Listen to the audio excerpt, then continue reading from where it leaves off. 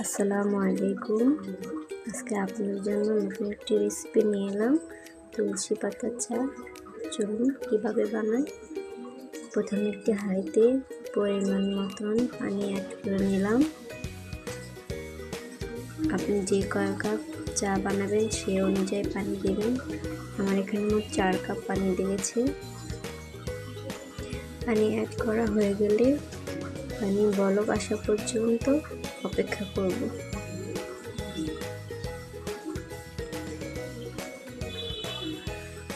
দেখুন আমার পানি বলক চলে আসছে।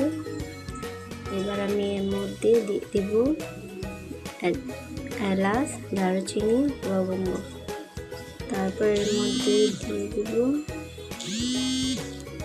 তুলসী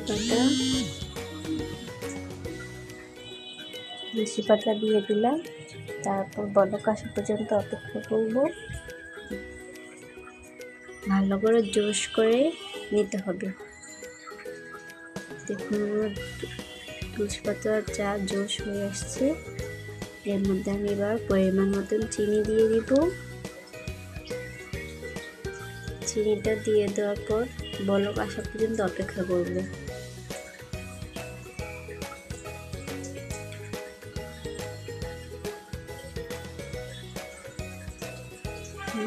আস্তে আস্তে বলক চলে আসছে,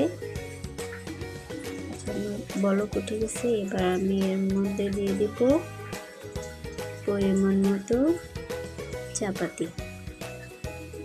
অল্প একটু চাপাতি দিলেই খুব সুন্দর কালার চলে আসবে। বেশি দিয়ে দিলে আবার তিতে হয়ে যাবে। কিছুক্ষণ জাল দিয়ে চুলার জালটা অফ করে দেব।